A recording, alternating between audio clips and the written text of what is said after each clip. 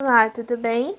Nessa questão, a gente tem o seguinte enunciado, ó. Um raio de luz, esse raio de luz, se propaga de um meio 1 para um meio 2, sendo parcialmente refletido na interface de separação entre os meios.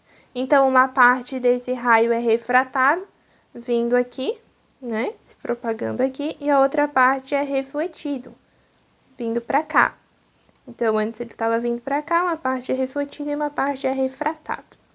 Na reflexão, a gente sabe que o ângulo de incidência vai ser igual ao ângulo de reflexão em relação à normal, né? Então, o ângulo de incidência que existe aqui vai ser o mesmo ângulo que existe aqui.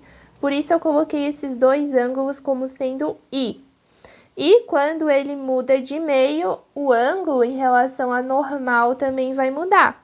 Então, se aqui eu tenho um ângulo I, que é o ângulo de incidência, aqui eu vou ter um ângulo R, que é o ângulo de refração. Assuma que a velocidade de propagação da luz no meio 2 é 80% da velocidade no meio 1. Para que o raio refletido seja perpendicular ao raio refratado, o ângulo de incidência I deve ser tal que.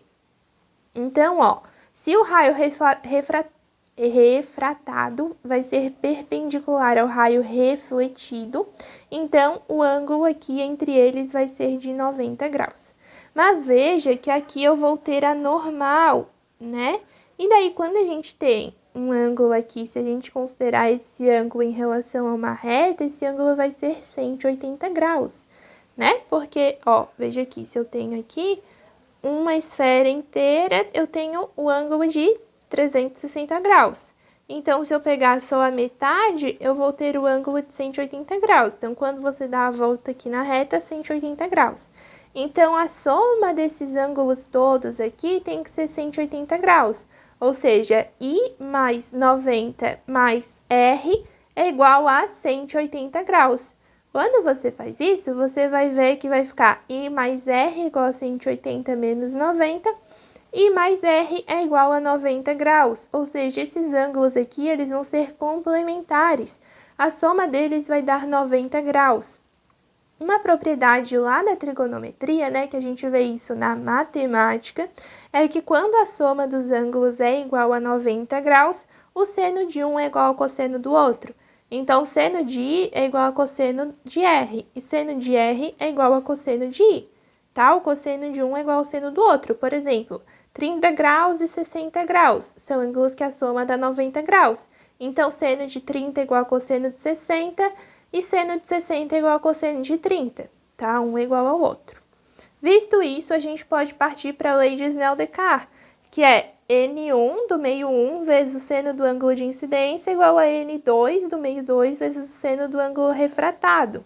Se seno de R é igual a cosseno de I, eu posso substituir aqui. Então, N1 vezes seno de I é igual a N2 vezes cosseno de I.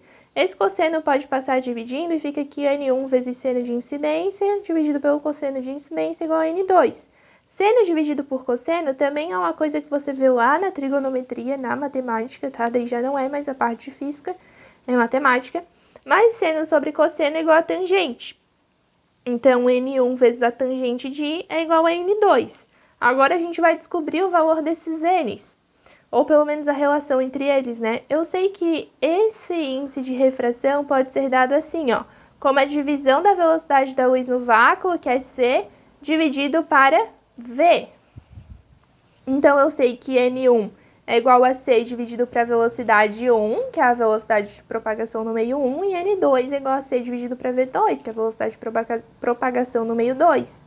Então, se ali no enunciado fala que a velocidade de propagação da luz no meio 2 é 80%, ou seja, 0,8 da velocidade no meio 1, então eu posso escrever que V2 é igual a 0,8 vezes V1.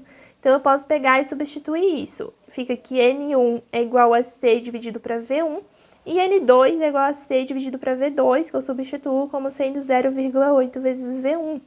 Tendo isso, eu venho aqui e substituo. Então, N1, C dividido para V1, N2, C dividido para 0,8 vezes V1. Sendo assim, ó, esse V1 aqui estava dividindo, passa multiplicando, o C estava multiplicando, passa dividindo. Então, a tangente de I é igual a C vezes V1 dividido para 0,8 vezes V1 vezes C. C tem aqui corta, V1 corta, e daí é a mesma coisa que eu multiplicar por 1, né? Já que um elemento neutro da multiplicação, então fica 1 sobre 0,8, que é igual a 1,25. E assim a gente pode afirmar que a tangente do ângulo de incidência é igual a 1,25.